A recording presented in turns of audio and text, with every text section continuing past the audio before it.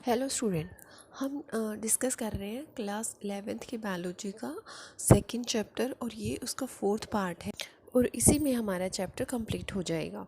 चलिए शुरू करते हैं। Kingdom Plantae. Kingdom Plantae includes all eukaryotic chlorophyll containing organisms commonly called plant.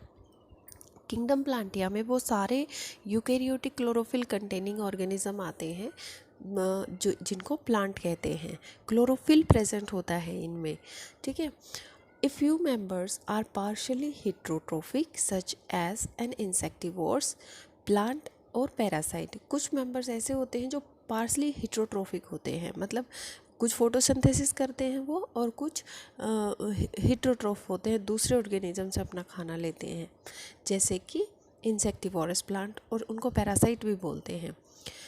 Bladderwort and Venus flytrap are example of insectivorous plant and Cascota is a parasite। जो कैस्कुटा है ये तो एक पैरासाइट प्लांट है ही, मतलब पूरा अपना न्यूट्रिएंट्स दूसरे प्लांट से लेता है।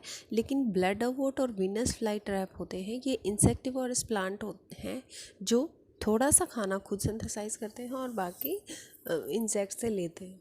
The plants have an eukaryotic structure with prominent chloroplast and the cell wall mainly made up of cellulose। जो प्लांट सेल होती हैं उनका यूकैरियोटिक स्ट्रक्चर होता है और प्रोमिनेंट क्लोरोप्लास्ट होता है। जो मेन होता है वो प्रोमिनेंट मतलब प्रमुख जो होता है वो क्लोरोप्लास्ट होता है और सेल वॉल सेलुलोज की बनी होती है। You will study the eukaryotic cell structure in detail in chapter 8। Plantae include algae, bryophyta, pteridophyta, gymnosperm and angiosperm. आप इसकी जो यूकैरियोटिक सेल स्ट्रक्चर की डिटेल है वो चैप्टर 8 में पढ़ेंगे। और जो प्लांटिया है उसके अंडर आते हैं एल्गा, ब्रायोफाइटा, टेरिडोफाइटा, जिम्नोस्पर्म और angiosperms. Life cycle of plants has two distinct phases, diploid sporophytic and haploid gametophytic. जो लाइफ साइकिल है प्लांट की उसके दो फेज होते हैं, डिप्लॉयड वाला स्पोरोफाइटिक होता है और हैप्लॉयड गैमेटोफाइटिक होता है। That alternate with each other, जो एक दूसरे के बाद आते रहते हैं। The length of haploid and diploid phases and whether these phases are free living or dependent on others vary among different group in plants। जो लेंथ होती है कि हैप्लॉइड ज़्यादा लंबा होगा या डिप्लॉइड ज़्यादा लंबा होगा, ये इन फेजेस की ये फ्री होंगे या डिपेंड होंगे एक दूसरे के ऊपर, ये वेरी करता है। अलग अलग जो प्लांट के ग्रुप्स होते हैं उनमें अलग अलग लेंथ होती है। This phenomena is called alteration of generation. इस फिनोमिनन को अल्टरेशन ऑफ जनरेशन कहते हैं।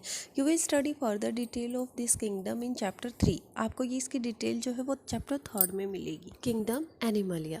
This kingdom is characterized by heterotrophic eukaryotic organisms that are multicellular and their cells lack cell wall. ये किंगडम होता है हेट्रोट्रोफिक है पूरा और यूकैरियोटिक ऑर्गेनिज्म है ये और मल्टी सेलुलर भी है। तो इसकी तीन जो कैरेक्टर हैं वो यहीं पता चल गए और इसमें सेल वॉल भी नहीं होती, ठीक है। फर्स्ट ये हेट्रोट्रोफिक होते हैं, दूसरा यूकैरियोटिक होते हैं और मल्टी सेलुलर होते हैं और इनमें सेल वॉल नहीं होती। दे डायरेक्टली और indirectly depend on plants for food. वो अपने खाने के लिए डायरेक्टली इनडायरेक्टली पौधों पे ही डिपेंड रहते हैं। They digest their food in an internal cavity and store food reserves as glycogen और fat। वो अपना खाना जो है वो इंटरनल फूड कैविटी में डाइजेस्ट करते हैं और स्टोर करते हैं अपने खाने के रिजर्वियर्स को एज ए ग्लाइकोजन या फिर फैट भी कह सकते हैं। Their mode of nutrition is holozoic. उनका जो खाने का मोड होता है वो होलोजोइक होता है। बाय इंजेक्शन ऑफ फूड, खाना अंदर ले जाते हैं। दे follow a definite growth pattern and grow into adult that have a definite shape and size। उनका एक डेफिनेट ग्रोथ पैटर्न होता है, जैसे प्लांट में इनडेफिनेट होता है ना, ऐसा नहीं होता है एनिमल्स में। उनकी जो शेप और साइज़ होता है वो भी डेफिनेट होता है और वो एडल्ट में भी कन्वर्ट हो जाते हैं। Higher form shows elaborate sensory and neuromotor mechanism. जो हायर फॉर्म्स होती हैं उनमें एलाबोरेट सेंसरी और न्यूरोमोटर मैकेनिज्म होता है। Most of them are capable of locomotion. ज़्यादातर एनिमल लोकोमोशन में माहिर होते हैं, कैपेबल होते हैं। The sexual reproduction is copulation of male and female followed by embryological development। जो सेक्सुअल रिप्रोडक्शन होता है इसमें कॉपुलेशन होती है मेल और फीमेल के बीच में और फिर एम्ब्रियोलॉजिकल डेवलपमेंट होता है। Salient features of various phyla are described in chapter 4। और जो एनिमल किंगडम है इसको हम चैप्टर 4 में डिस्कस करेंगे। Viruses, viroids, prions and lichens, ये क्या होते हैं? In the 5 kingdom classification of Vetker, there is no mention of lichens and some acellular organisms like viruses, viroids and prions। 5 kingdom classification था जो विटकर का, उसमें कोई मेंशन चीज़ नहीं थी कि लाइकन्स क्या होते हैं, एसेलुलर ऑर्गेनिजम्स जैसे वायरसेस, वायरोइड्स और प्रियोन्स क्या होते हैं। These are briefly introduced here, इनको यहाँ पे इंट्रोड्यूस किया है। All of us who have suffered the ill effect of common cold and flu know what effect viruses can have on us, even if we do not associate it with our conditions। हम सब में से जिनको common cold का effect हुआ है, सफ़र कर चुके हैं, हमें पता है कि वायरसेस हमारे ऊपर क्या असर करता है।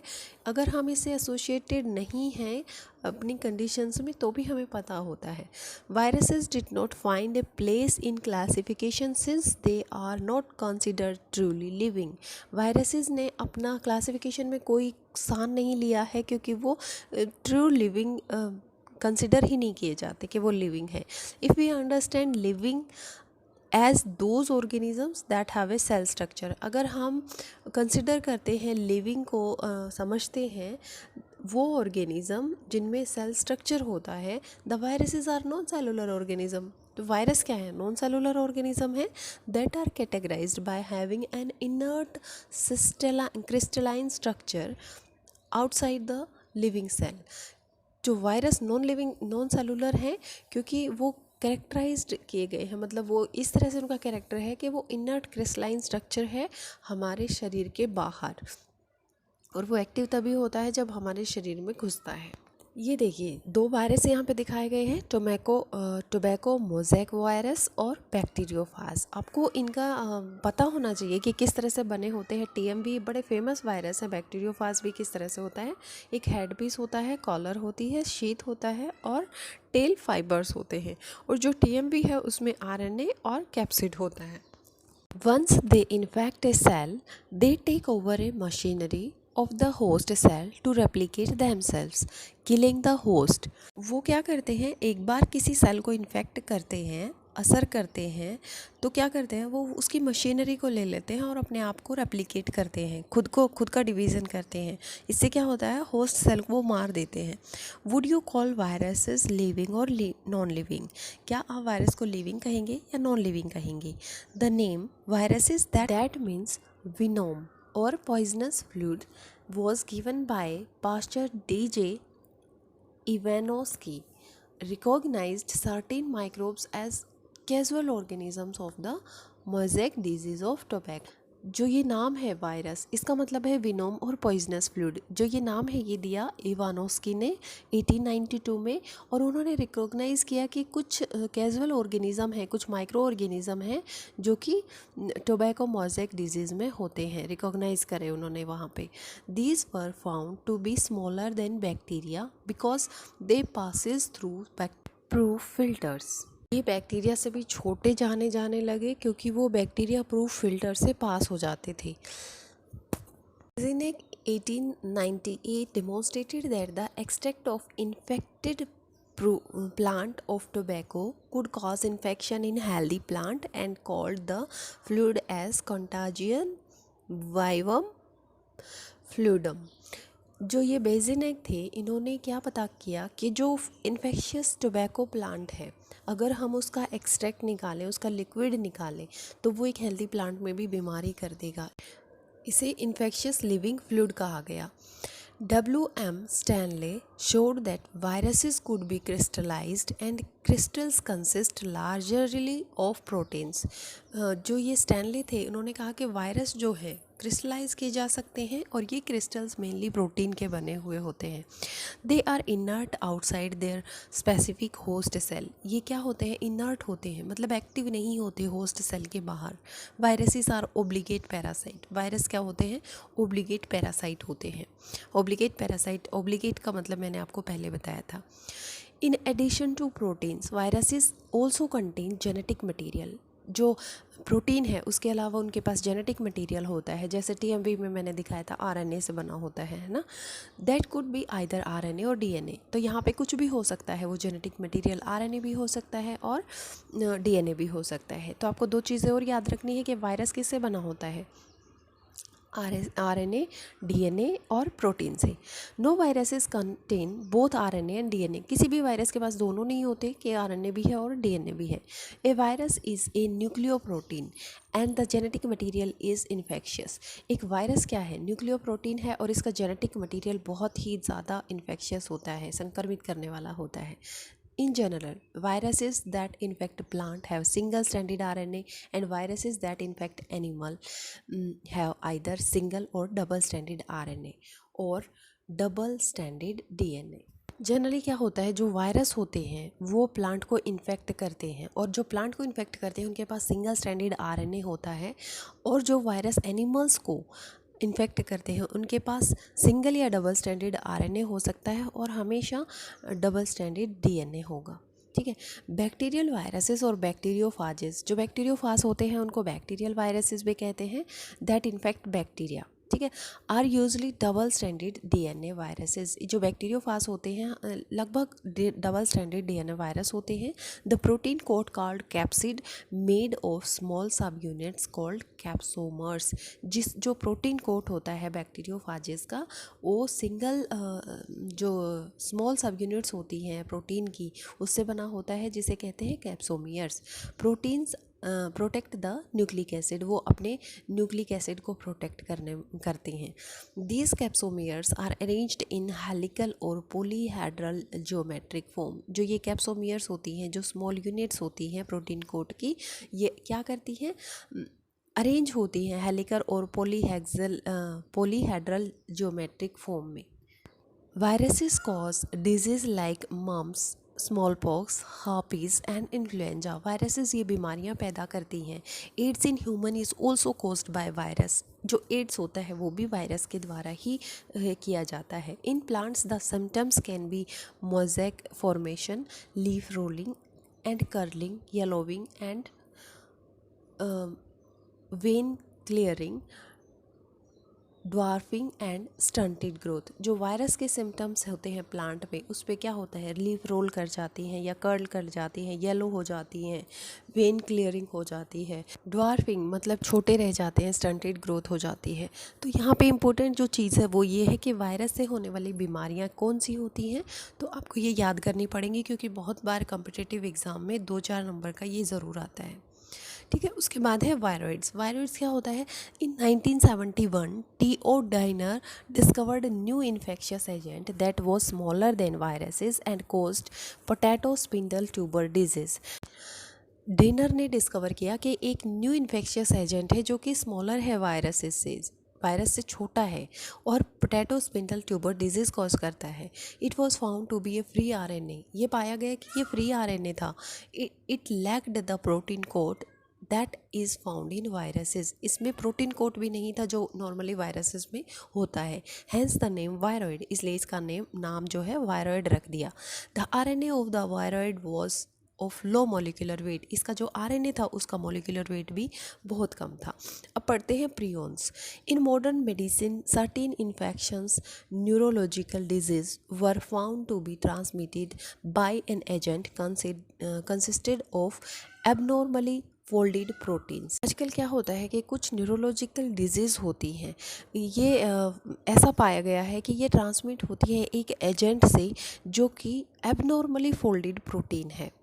The agent was similar in size to viruses. ये जो एजेंट है जो ये न्यूरोलॉजिकल डिजीज़ पैदा करता है, ये सिमिलर है वायरसेस के।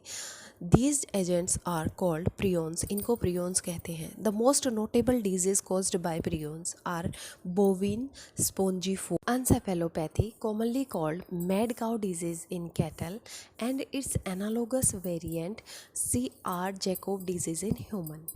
जो मोस्ट नोटेबल डिजीज़ हैं जो प्रियोन से पैदा होती हैं उसमें BSE है जो कि कैटल्स में होती है, जिसको मैड काउ डिजीज़ भी कहते हैं, और जो दूसरी ह्यूमन में होती है उसको बोलते हैं CJD।